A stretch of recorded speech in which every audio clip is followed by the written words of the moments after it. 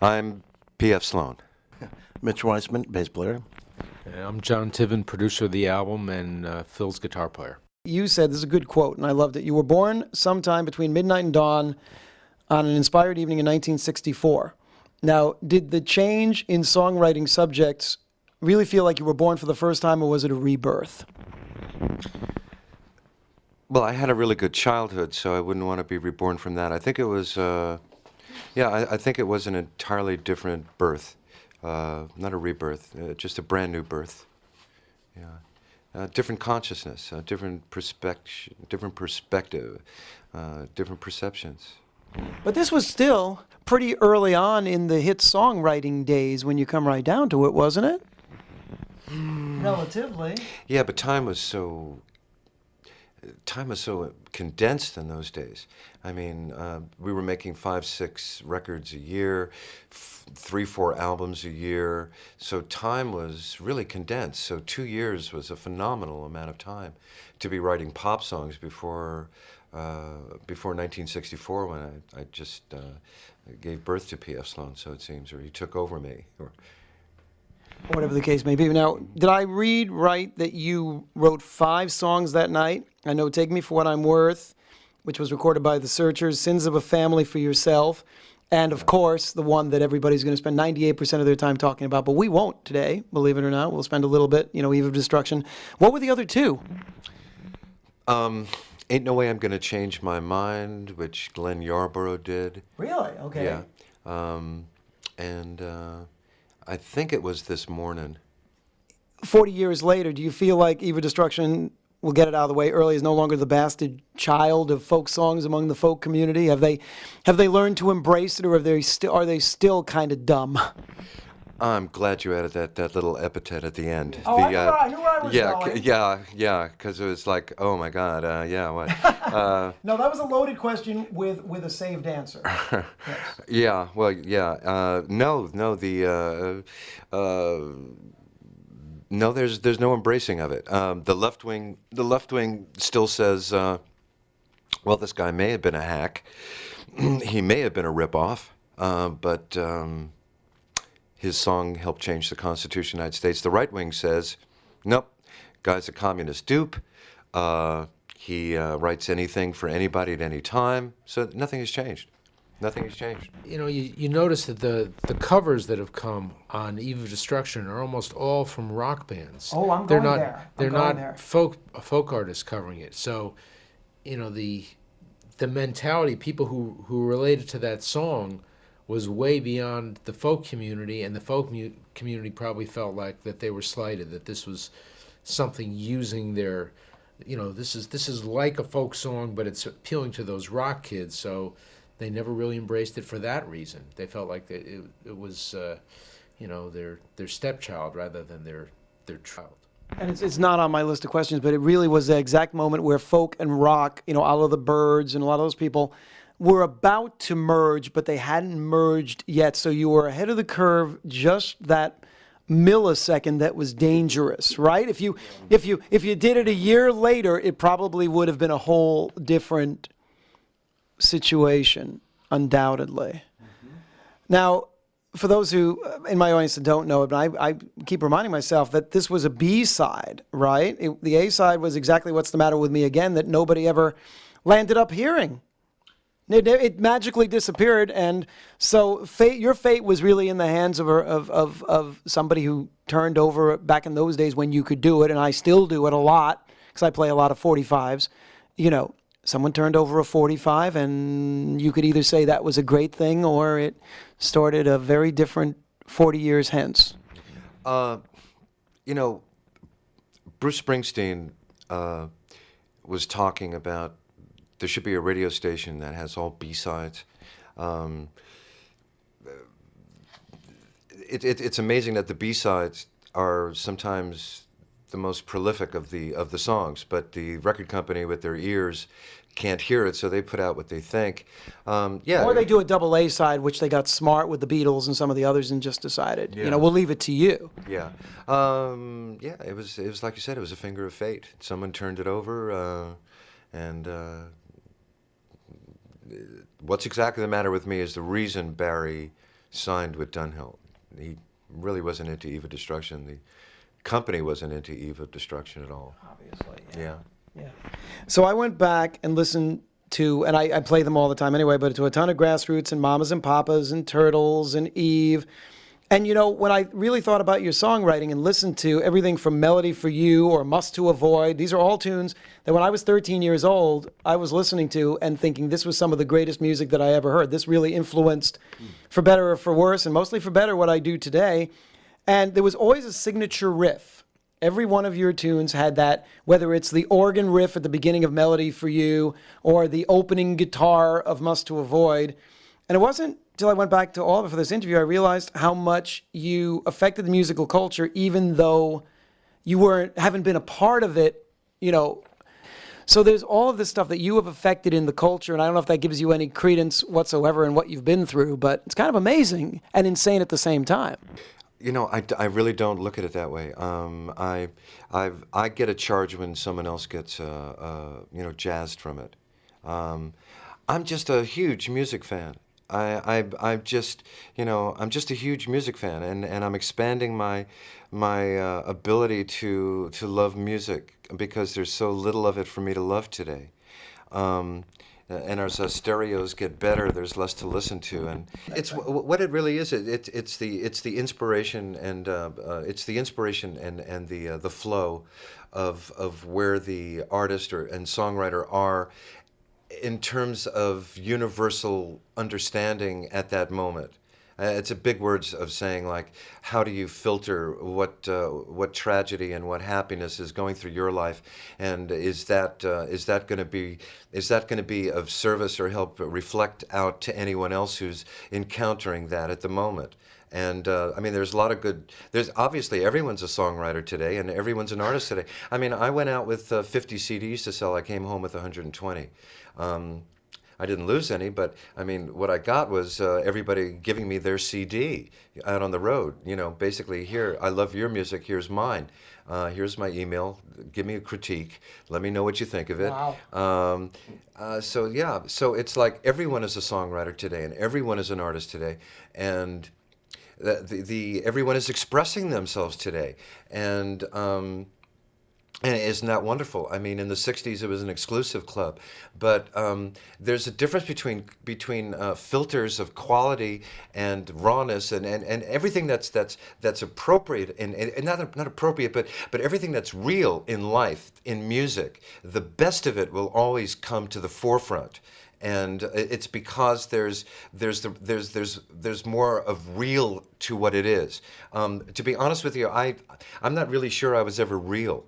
If I ever was real, then it came through a part of my soul that was loving other artists and other writers, and did I come out of a sterile womb? I mean, did I come in a blank elevator? I mean, was there nothing that I ever, was I not supposed to have reacted to anything that I ever heard in my life? Was I not supposed to comb my hair in the way that I saw fit? I mean, why people will put this down is simply, beyond me, but it's fine. It's fine. What I'm saying is that we all know when there's something original, and we know when there's something that's a derivative of the original, and we know that derivative of the original sometimes is paying homage to the original, and sometimes that itself becomes original in its homage to it. What I'm basically trying to say is I don't know if I'm I don't know if I'm just trying to I'm really just I'm in service, I'm in service right now. I'm in service to my country, to the music, and to my God, and I'm in service for that. And the only reward that I'm looking for in this life is to be true to the music that I'm being given to put out. John Tiven called you for over a decade, right? He hounded you for a decade to do this album. Yeah. And you bought your first guitar in forever, right? Bought my first guitar in a long, long time, right? You bought that was a long time, and I read that you actually weren't sure you, quote, still had it. It saddened me when I heard, George Harrison hadn't played his guitar for 7 years. It saddened me when I heard that John Lennon hadn't played his guitar in 6 years. And I thought to myself, never happened to me. That could never happen to me. I love my instrument. I love my guitar. I love making music. Now, how could that happen? How could people like that who just play the greatest music in the world just hang it up? How can you not do it? And Orson Welles, who played a great violin didn't play. I don't know how that happened. I don't know. I just got into everyday life, everyday living, and I would write down some lines and stuff like that. I didn't think it was all. I didn't think it was anything that worthwhile to spend the rest of my life trying to get past the negativity of people negating you constantly for what you're trying to do. You're either not good enough, or you're like someone else, or you're like this, or thank you very much, or I don't want anything from anybody. I'm not looking for anything from anybody. I'm looking to give. I've got a lot to give. And everyone has got the same amount of love inside themselves. I'm just trying to liberate some of that in this huge amount of tragedy and darkness and shit that's happening. I've just been loaded up with bear loads of love and energy, and I just want to just uncork every bottle cap, and just let some of that fizz start happening again, And people have realized that because Frank Black, Felix Cavalieri, Buddy Miller, Lucinda Williams. I mean, these are people who pretty much donated to this record. So tell me a little bit, and this hopefully will get the smile back, about the recording process. Did you do it the old-fashioned way, so to speak? John, how'd we do that? Well, I wanted to make sure that these recordings really reflected the way Phil envisioned the songs being ultimately. So we started from building from the ground up, the ground being Phil's acoustic guitar and his vocals. And everything else came afterwards. What we did is we cut his guitar and vocals pretty much the first or second night he was there in Nashville. He came over, and I have a studio in my house in Nashville. And then we went straight from that to putting the drums on, to make sure that the drums were going to be very sensitive to what Phil was doing, both vocally and instrumentally, because that's the basic foundation of everything you do is the rhythm section. So I wanted to make sure that the foundation really reflected the what Phil had in mind for the song. So we did that, and then my wife started playing the bass tracks, and we had a few other guest bass players, and we pretty quickly built up a very solid framework to all the songs. Now I know that this may not be the way that a lot of recordings that are considered band recordings are done. Usually have everybody in the room at the same time, and but Phil told me that actually his solo records on Dunhill were done in a very similar manner to this. So I knew that it wouldn't be fighting with the nature of the songs, and I felt that the songs were sensitive enough so that we really needed to examine them. Every note that was played had to be looked at very carefully, and that's the way we did it. Every time we did an overdub on this record, this record was just one overdub after the other, but every note was paid attention to with great care and love, so that every part in the song was very crucial to the entire picture. And the result was that the record really accurately reflects the potential of the songs, and that's a very difficult thing to achieve, either with musicians in the room all at the same time. If you're just taking a crapshoot, if the drummer really feels it that day. But if you have the acoustic guitar and the vocal already lined up at the tempo that you want the song to be played, and then you tell the drummer, this is how I'd like the song to be played, and then build everything on top of that. Now, in terms of what you chose to, quote, re-record, you chose Where Were You When I Needed You. Now, was that because of all the not-so-subtle message in the lyrics? I mean, how ironic could that possibly be some 40 years later? One of the reasons we did that was because... Oh, no, that's a great killer pop song. It is a thank you, but there were a lot of fans who wanted to hear what I sounded like singing on it, because I had done the original Grassroots, Right. and then that was taken off. Yeah, and Felix Cavalieri is singing high parts on that, and yeah, enjoyed doing that. It was great. I think my favorite cover of Eve of Destruction is the Turtles.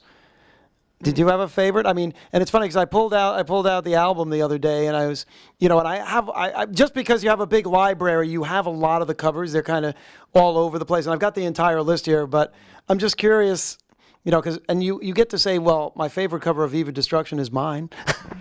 Read me off a couple of. Oh boy, here we go. Let's see. There's some really interesting. Glenn Campbell, the Dickies, Dwayne Eddy. The Grassroots, there you go. Jan and Dean, I love that. Jan and Dean really killed me. Down. I mean, okay, you were a New York boy that did make your career in California, but still, it's kind of, yeah. The Pretty Things, the Red Rockers. I love this. I'm going to dig this up because I'm going to dig up the album. I didn't even know. Paul Revere and the Raiders. Johnny Thunders. Yeah, I mean, it's pretty. Paul Revere and the Raiders, I just don't know if I quite buy the sincerity. Although it was on the album Indian Reservation, so I suppose that was their protest.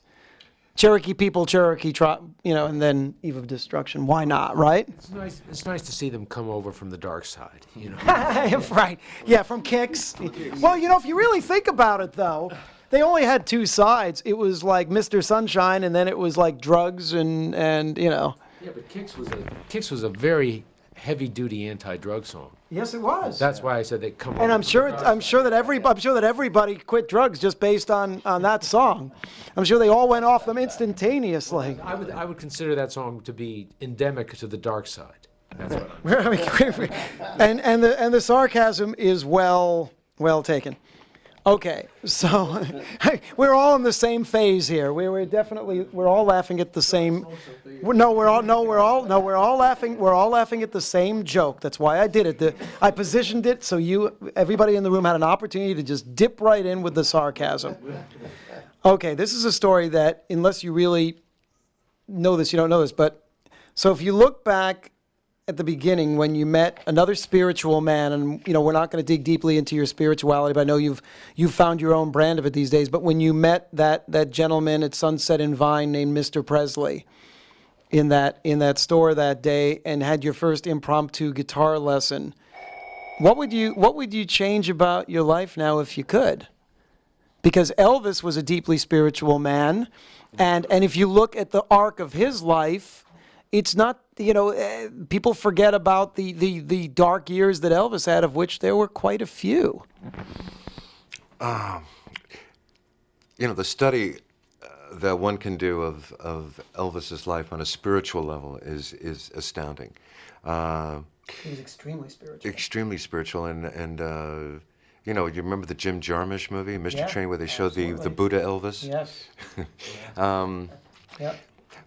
What would I change about my life after met Elvis? I have never, up until meeting my guru in India, I had never encountered such love, compassion, beauty, and understanding in an individual, in a human being.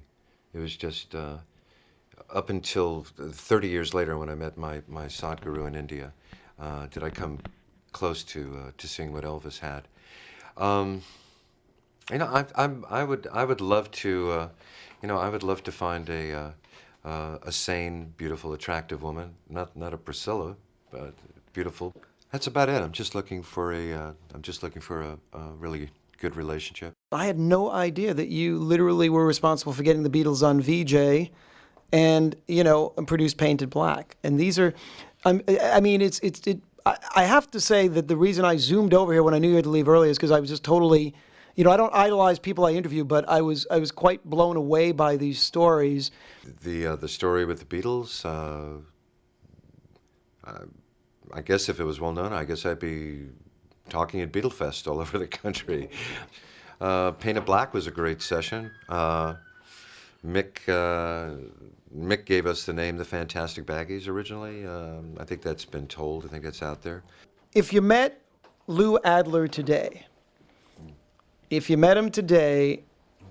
would you say that he gave Berry Gordy a good name?